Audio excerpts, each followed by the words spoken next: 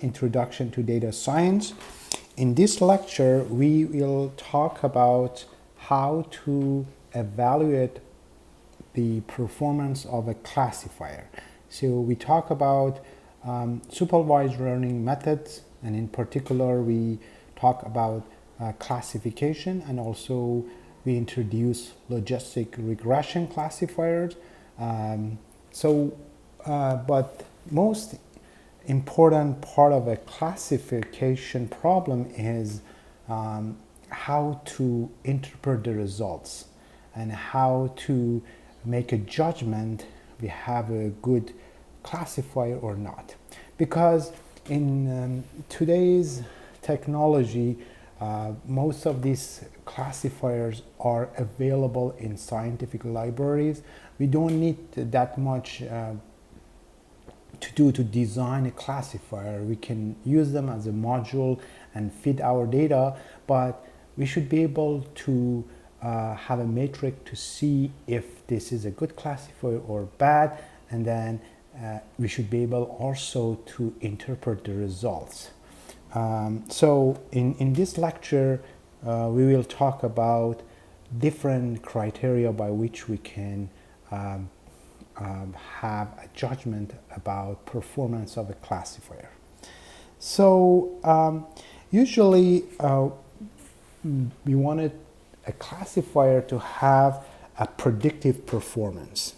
So we wanted our classifier to have a predictive performance. That means when you train our classifier on training data, and when you use that one on test data or on unseen data, the classifier should be able to predict the correct label for the input feature. Also, we wanted our classifier to be fast. Speed is another criterion. So the term of speed, we usually have, when we talk about speed, we should consider the speed during training phase and also during the test phase.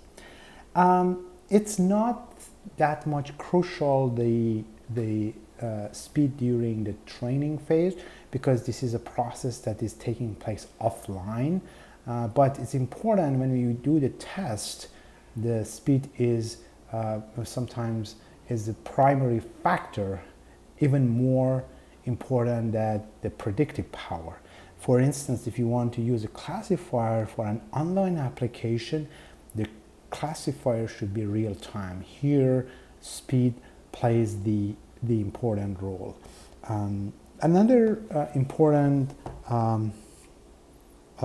criterion is robustness. Robustness means if you train your classifier for some training data, for some clean data, and then later on you use your classifier in a real situation, the classifier should still preserve its predictive performance. For instance, if you have a speech recognizer, which is a classifier, and you test it on some clean recorded speech signals in the lab, this classifier should also perform well when you are using it in a car. So that means robustness. Another important attribute of a classifier should be scalable. That means if you have large amount of data, you should be able to train the model and also test model. And also we should be able also to have some interpretation, and the results of the classifier should give us some insight about the nature of the problem. For instance, when you do the classification for an image on using the deep neural networks, when you are looking at the hidden layers output, we would like to see if this hidden layer output, they have some representational level, or they are some sort of information we can use it later on for another purposes. And the last attributes we are looking in a classifier is simplicity. We wanted to have a simple classifier. If you design a classifier which has like a 100 tuning parameters, nobody is going to use it in practice, because how we are going to tweak all these parameters to get the best performance. So another important attribute of a classifier is being simple.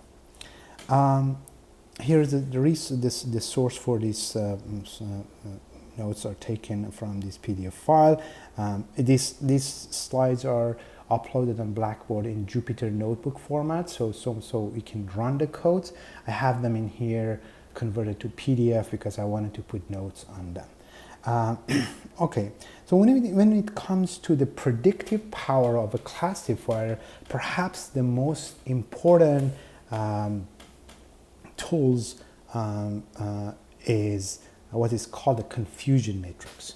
So confusion matrix is the most important feature or metric we can use to see if this is a good classifier or bad classifier. Having the confusion matrix, we can learn a lot about the performance of our classifier.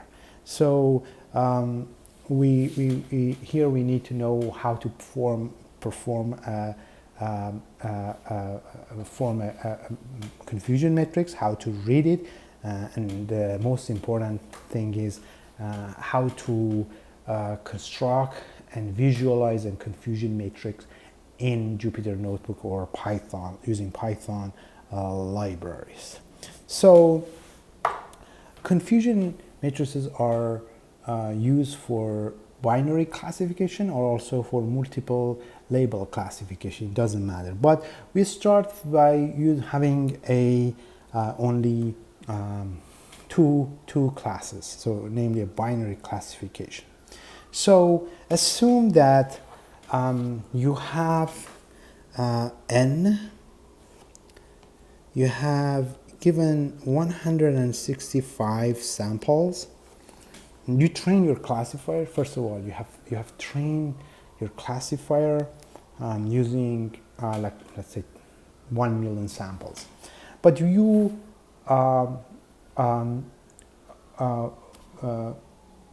held out 165 samples for test. This is all is taking place during the test. So we know that the designing classifier has two phases, training and the test. During the test training, we basically compute the parameters of the classifier or we estimate the function, and during the test now we are reporting how the classifiers are performing by presenting unseen data to the classifier.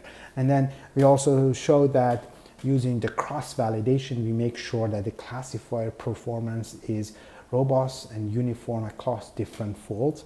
But now the number we wanted to report is what we are discussing in these lectures. In this lecture. So let's say we have 165 test samples. So 165 test samples. Okay.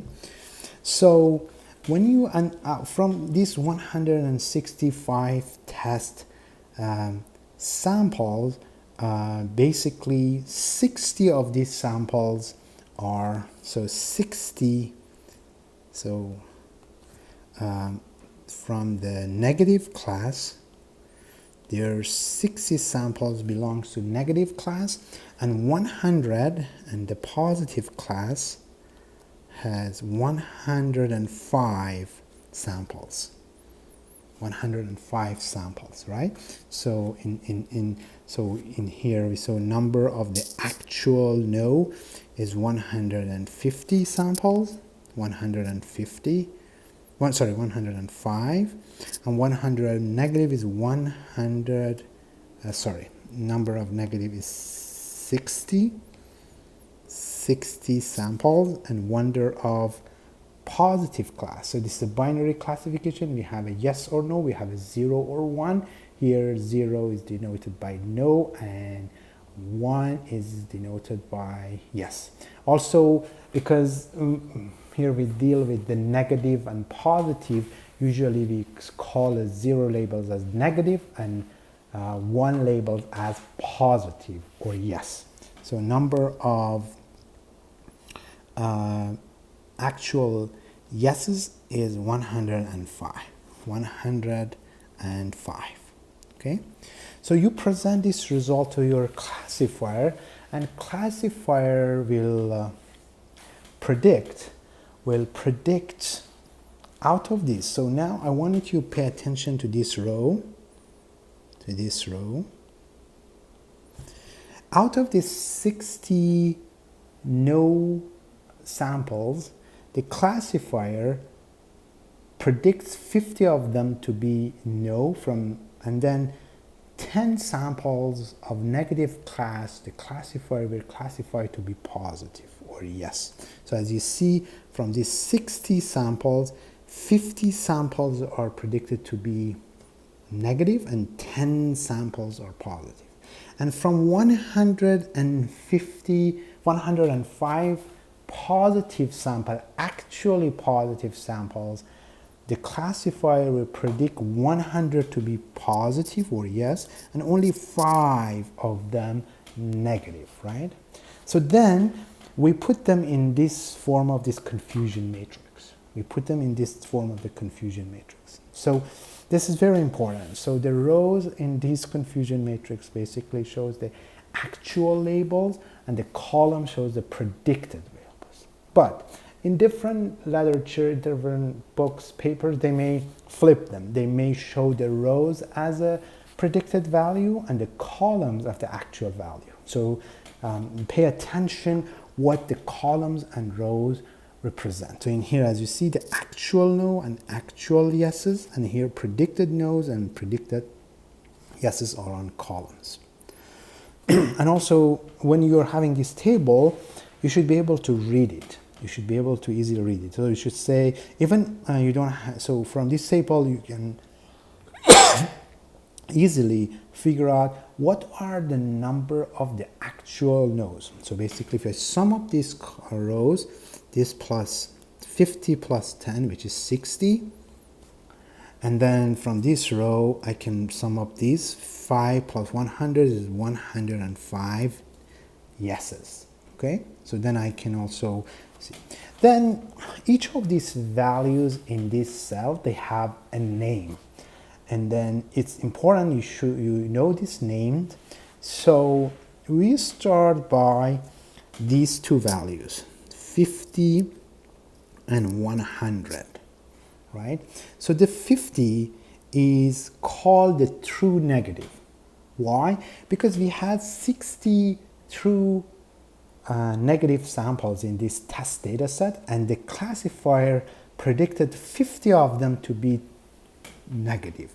So this is called true negative. So 100 is called true positive, right? So I have this one in here, so this table again, and with the definition. So in here, the 50 is called true negative, and then 10 is called false positive. So the name is clear, that, or I can say call them falsely positively predicted. So I had 60 negative samples, actual label are among these 165, 60 samples are actually negative, but when I present them to the classifier will predict 10 of them to be positive, but I know these 10 samples that are predicted to be positive, they are negative. So they call false positive or falsely predictive positive.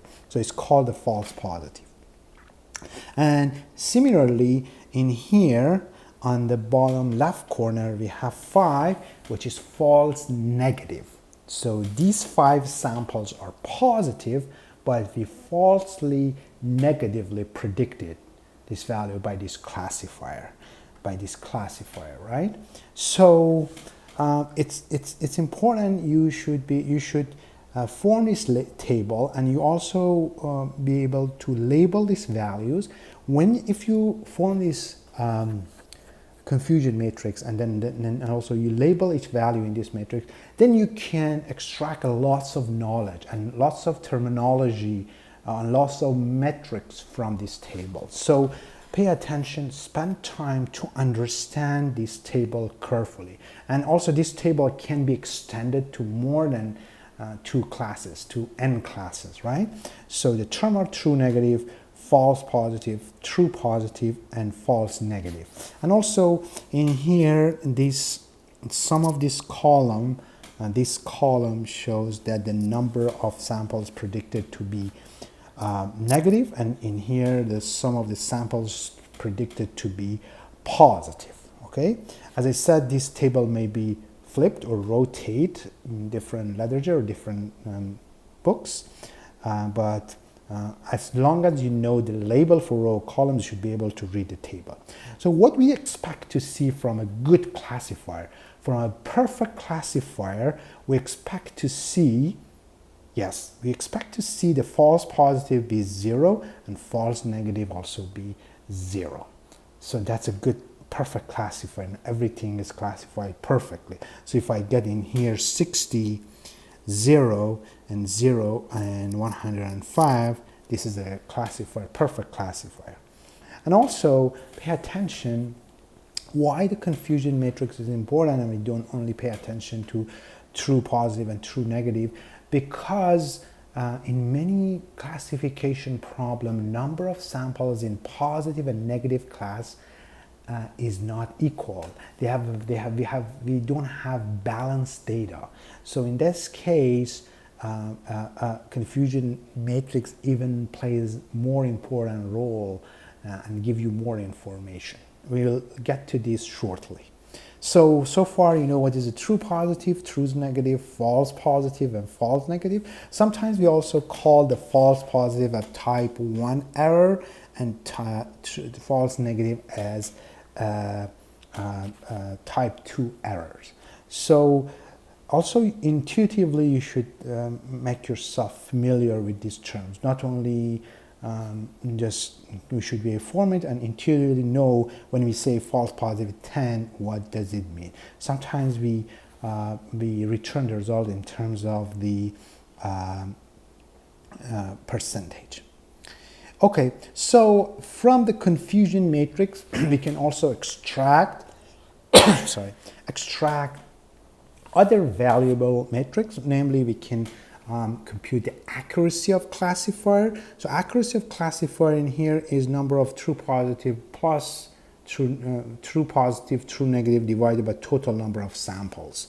So in fact, this is a very good number, but as I said, when you are dealing with unbalanced data, accuracy may not be the only metric you are looking at. I'm sorry. We have also misclassification rate, which is not very common, but in accuracy is very common. Sensitivity or recall rate also is another important factor.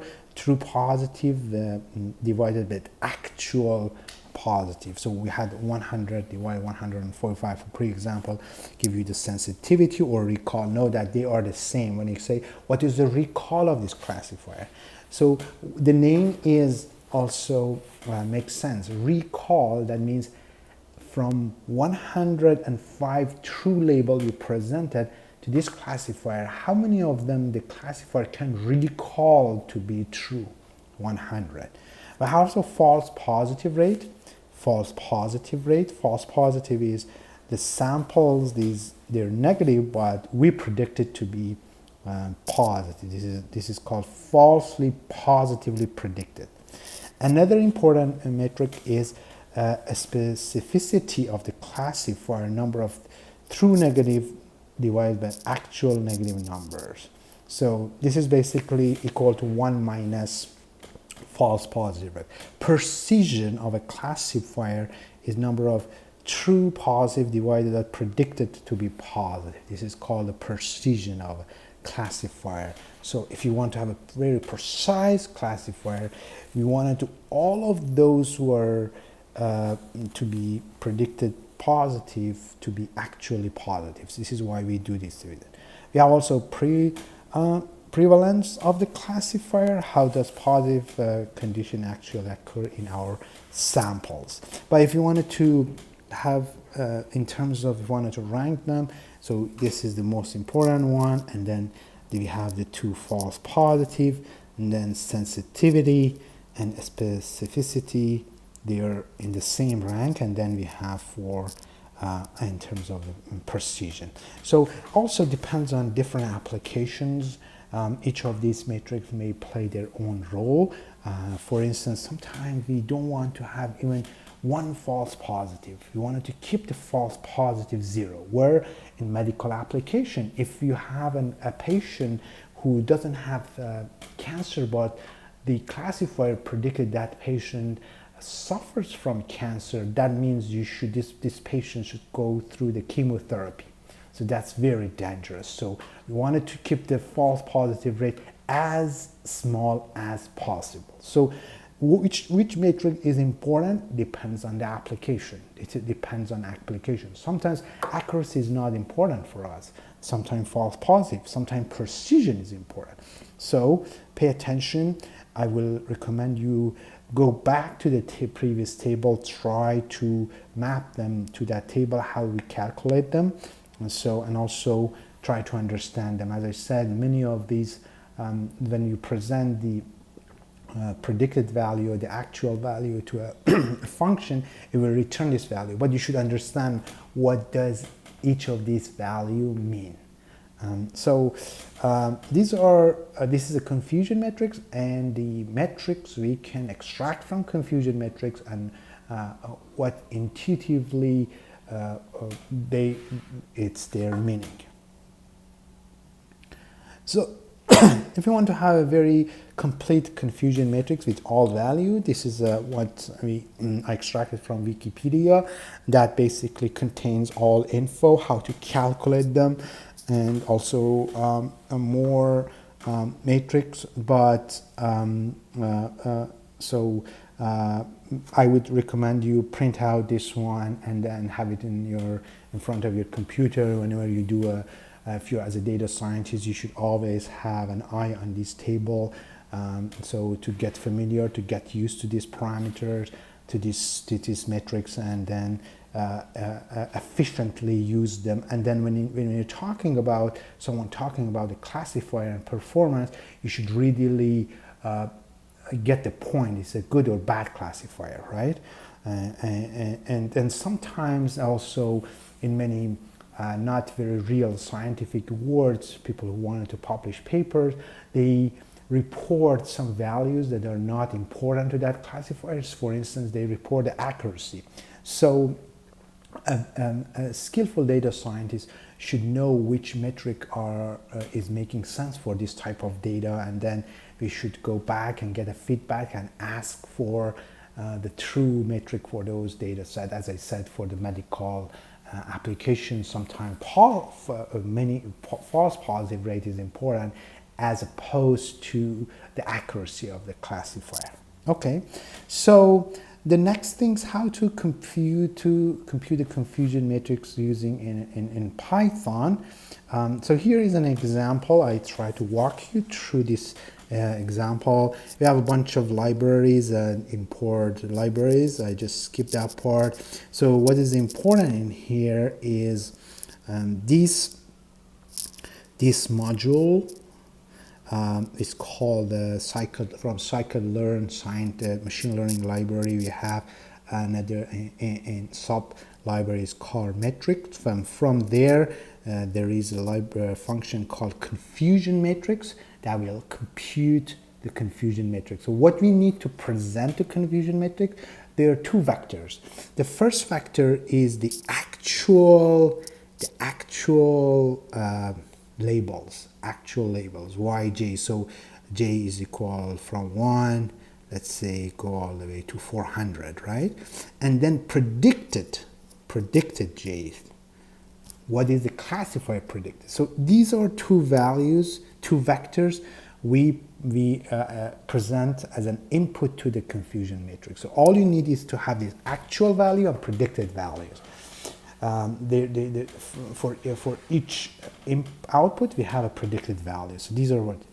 This example is from a data set called iris data set. Iris data sets are very popular and standard database as an toy example for a classification, where based on some measurements for some iris data, we wanted to see if we can find the subcategory of these flowers. We have three classes, and then we wanted to see if we can, based on some measurements of petals and other features in the flower, we can predict the type of these iris flowers. So this is very popular data sets. If you're more curious, if you search it in Wikipedia, that will give you the all details of this classifier. So we load this data, and then we have the features. So in here, it's good always to map this thing to what we explained so far. So this is the input features. So this is the basically the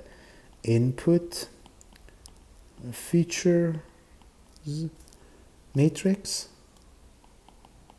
So it has a dimension of n by p if you have followed the previous video. So n is number of sample, p is number of features, and y is a vector. It's an output vector.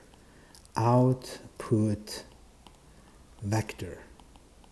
Okay, so this, what's the dimension of this? This is n by 1.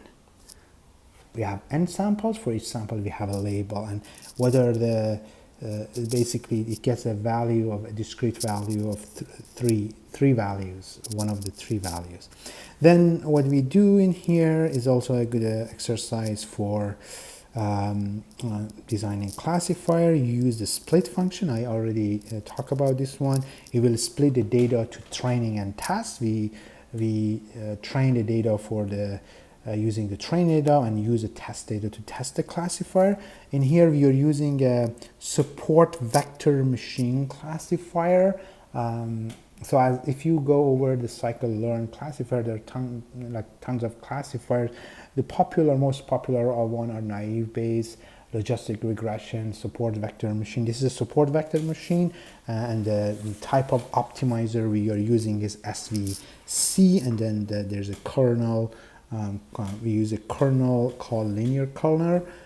I will suggest you later on you take a look at the slides I will upload for SVM classifier, and there is a tuning parameters which we studied in here, which is called the slack parameters 2.0. But it's not the matter of discussion here. Here we have an object which is a classifier, and then after we create this classifier, we now do the training. Training is done by the function fit when we pass the x-train and x-train and y-train data, and then after we train this classifier, we test it using the test data. So in here basically we present the input, and then we get the output. This is y hat. So now we have y and y hat, and then this function in here basically is an auxiliary function to plot the confusion matrix. We can skip this function just only for plotting. Here, this is the function we are using for computing the confusion matrix. So we present the y test. This is y, and this is y vector, and this is y hat vector. This is a predicted value from the classifier, and then we do the confusion. And then if you want to plot it, we use that function. This function get the confusion matrix, and then there are some optional arguments that you can name, you can title, you can do also normalization or not, and then you can plot it. What you see in here, this is the confusion matrix, and then this is a normalized one. We have three classes, so then you can, and this is the a nice visualization way of seeing the confusion matrix. So that has lots of information. So first of all, we note that we wanted to see if the rows denote the true labels or columns. In here, as you see, the true labels on each rows. So, and then predicted value or the column. So here we have three different type of iris flowers. We have setosa, versicolor, and virginica color, and then these are the predicted values. So if I wanted to summarize in here, so I call this one class 1, class 2, class 3. Okay, so I have 13 from class 1. From class 2, I have 10, and from class, sorry, I have 10 plus 6, 16, and from class 3, I have 9, okay? So I see that from class 1, the classifier predicted all of them to be to class 1. So this is class 1, class 2, class 3, okay? But for the second type of flower, iris flowers, the classifier from 16 samples only predicted 10 to the true value, and 6 of them are predicted to be to class 3. And for the third class, the classifier has predicted all of them correctly and labeled them correctly. So here we can now compute the true positive, false positive, true negative, and other factors. So this is how the standard way of, if you have a data, so that gives you an example basically from the start to end. You have data, you split data to train and test, and then you present them. You create a classifier object, you fit the training data, and you test it, you get the prediction. After you got the prediction, then you use the confusion matrix to plot the confusion matrix.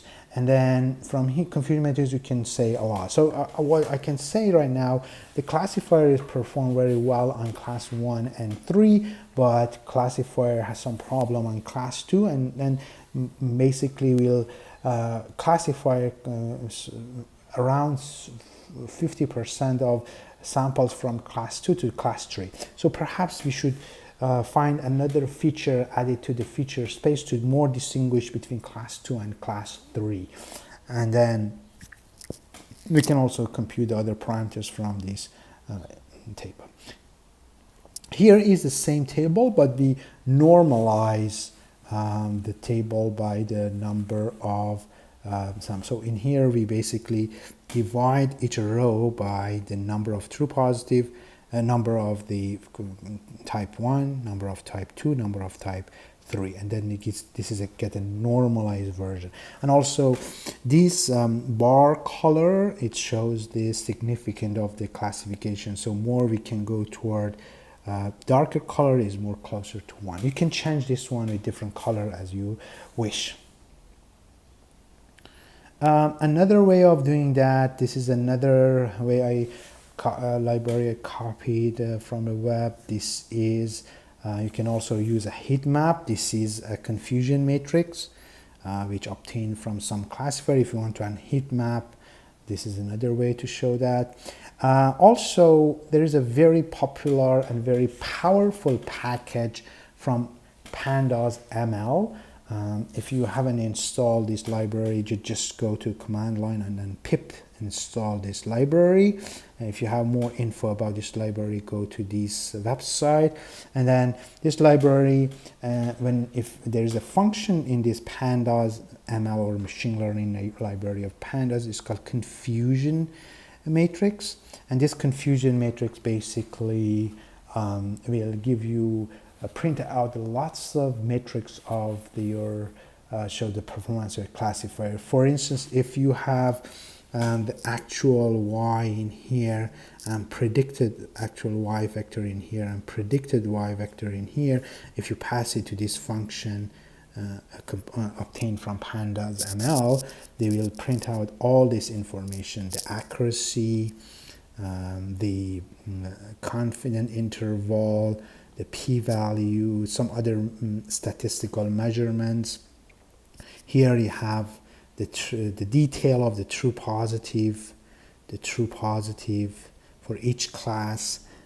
So if you want to have the final one, you can take the average of these rows.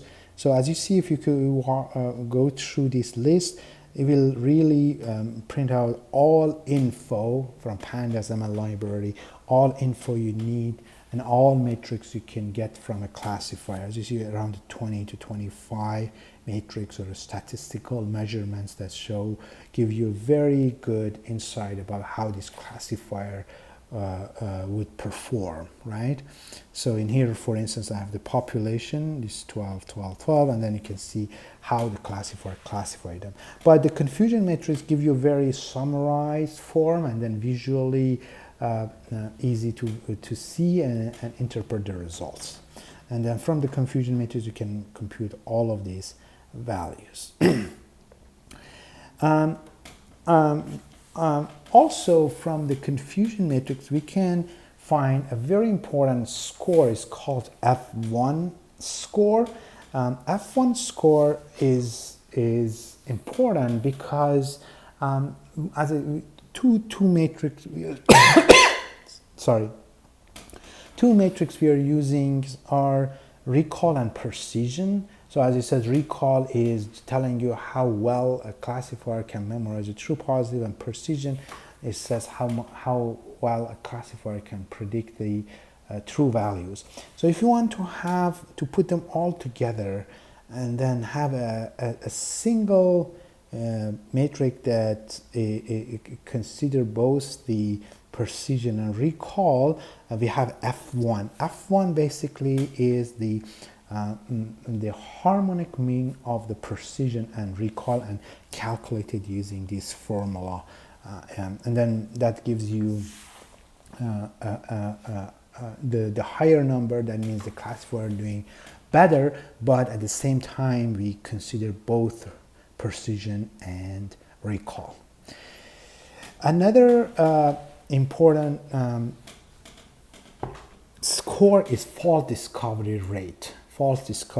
And this is very important and has a lot of applications, in particular for many medical purposes in medical research. That false discovery rate is significantly important to report, because we usually report the false positive rate, but for some particular studies, in particular when the data are unbalanced, we need to also report the false discovery rate. Here is an example. Why do we need to report a false discovery rate?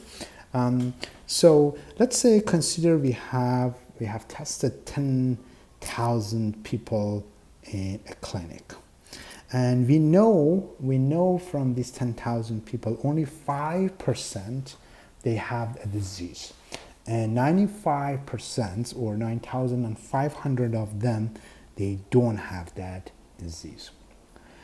And also we design a classifier, a binary classifier, to say, okay, if this person has disease or no disease. So the classifier from these 500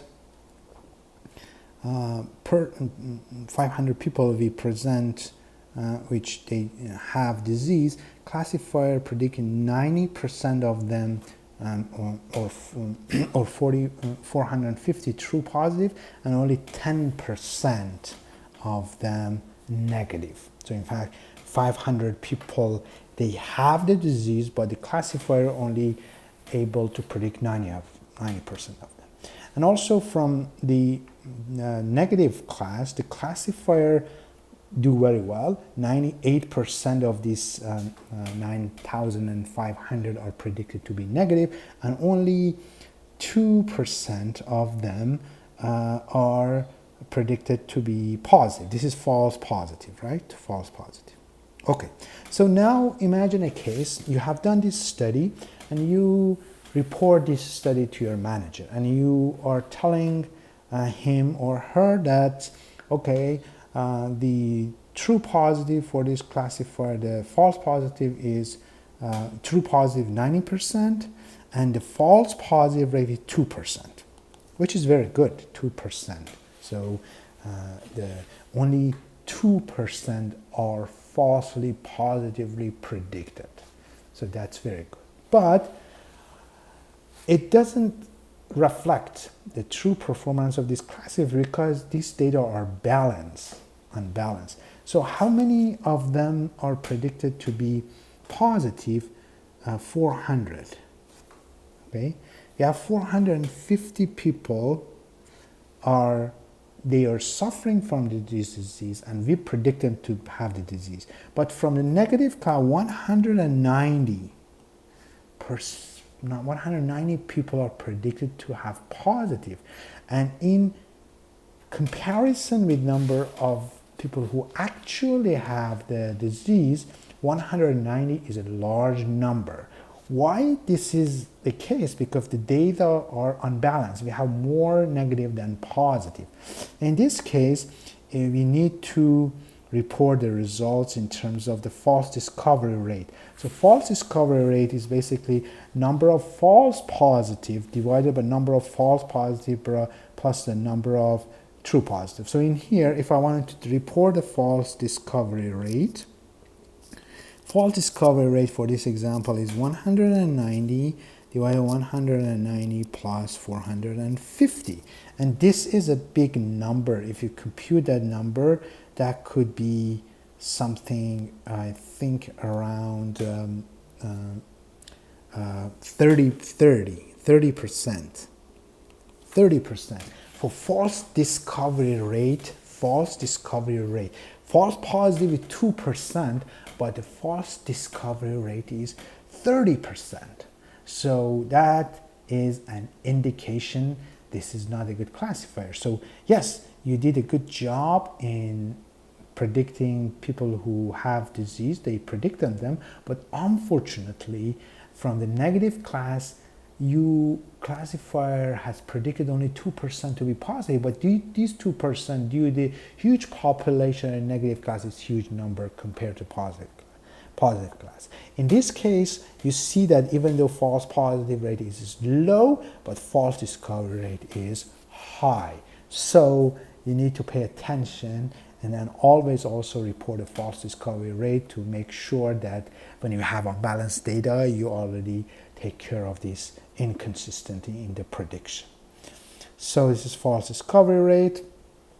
And the last important metric we are using to show the performance of the classifier, it is called the ROC curve. We use the ROC curve. So ROC curve, basically, they're the curves that the area under those curves show the performance of a classifier. So when we're doing some prediction for some data, we need to find a threshold and then say, okay, everything above this threshold is positive, everything below that threshold is negative, right? So depending on how we set up our threshold, the performance of the classifier is different. So I give you an example in here. So let's consider this one-dimensional data, and then we have two classes, right? So let's say the positive class, I show it by green. So this is a positive class.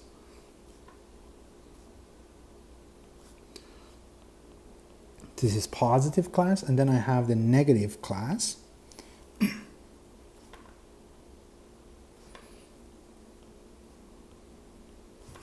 This is negative class, right? So you're asked to separate this data to have a good false positive or true positive or true negative rate, right?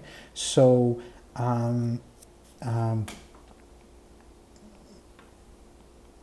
let's consider this one. So I cannot, if you want, so the task is to draw a line to separate its data to have the best true positive, true negative, false positive, false negative. So I cannot optimize all of them, but I can so do my best, right? So what do you think? What is the best?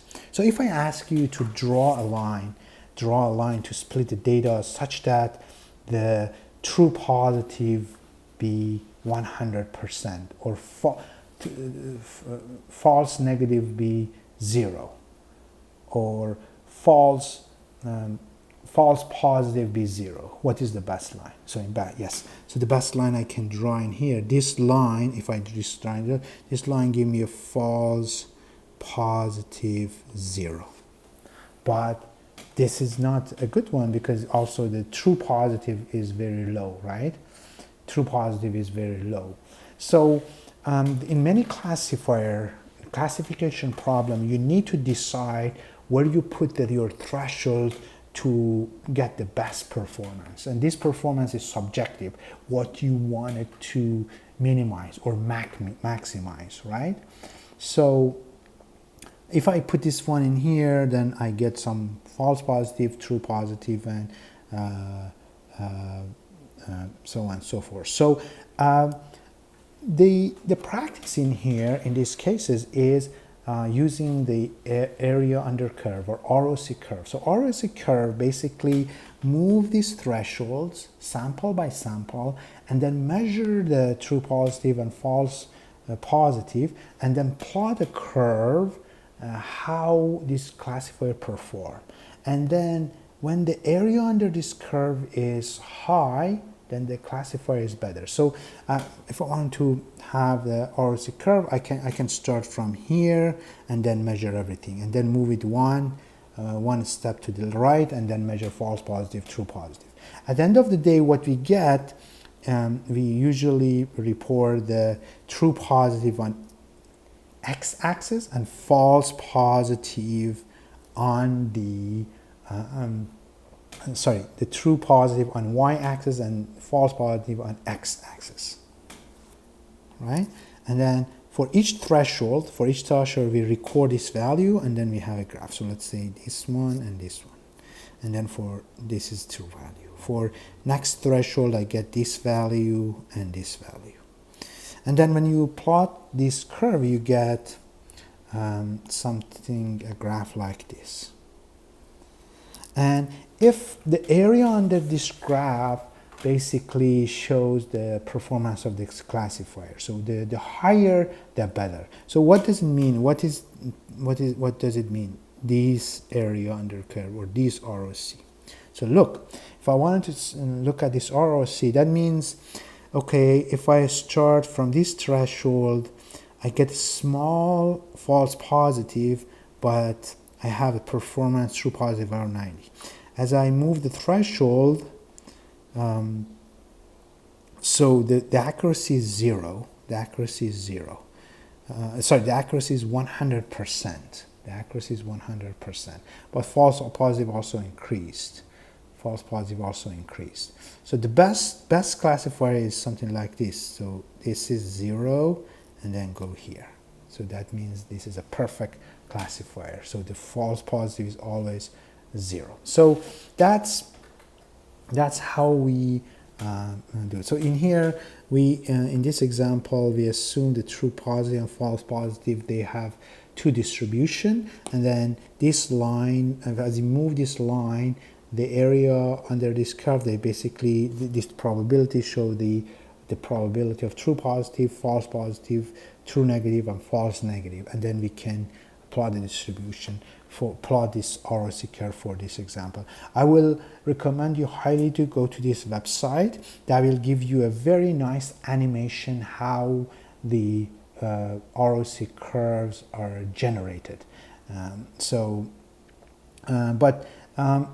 When you plot an ROC curve, what is important is the area under curve, or AUC, area under curve.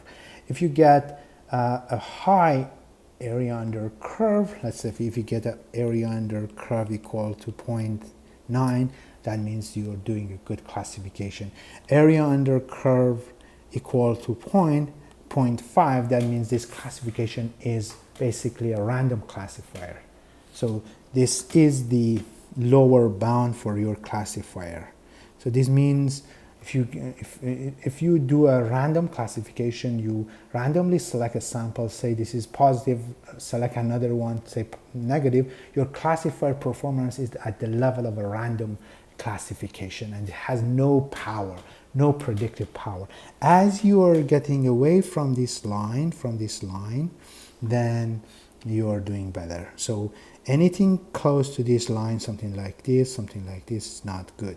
Or this is the visual you can expect, but the library you're using usually also print out the area under curve. So area under curve for this example should be something around 0.775, which is okay, depends on your application.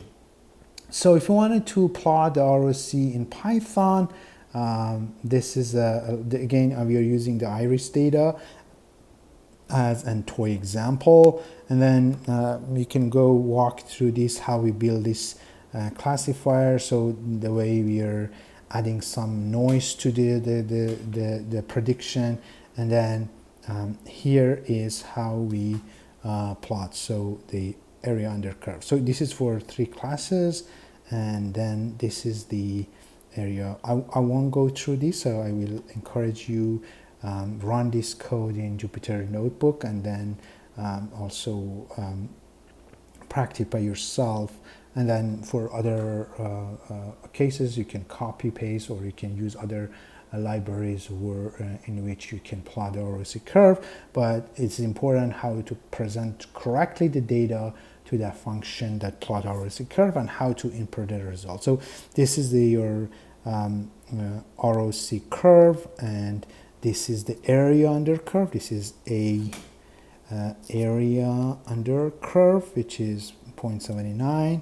And then for different threshold, we measure the false positive rate, we measure the true positive rate, and then at the end we have a curve. So as this is not a good, rather decent classifier, but ideally we wanted to get something like this, or the best one is this, right? That means this gives you the 0 false positive and then the best true positive. We wanted to reduce the false positive, and we want to increase the false positive. And this is another way of reporting your result. So in conclusion, when you have a classifier, you can take a look at your classifier from different angles in terms of performance. You can report the speed, the robustness, and also the simplicity of your classifier. These are some easy number we can extract, the runtime, and then compare with the other methods. But what is more important overall is the predictive power of a classifier. And in order to investigate the predictive power of classifier, we introduced the confusion matrix, and then a numerous number of parameters we can extract from the confusion matrix. And also we talk about the false discovery rate. We talk about the ROC curves and area under curve, another metric to show the performance of our classifier. And also it's important you have knowledge and skill to use proper libraries. Some of them, they have very nice visual effect, so the people can judge much better. And also we have the pandas ML library. You can install that. That library will print out a large number of metrics and statistical measurements from your test and predicted data. For all these libraries and functions, all you need to present is the actual output value and predicted values. So hopefully now, whatever classifier you're using, you are now able to report the results. That's important. So I strongly recommend you go to download the Jupyter Notebook file, run the code, go line by line, and see if you want to design for another data set, how you are changing your code to report your results. This is the end of this lecture. I wish all you a good or night time, and I will see you in next video.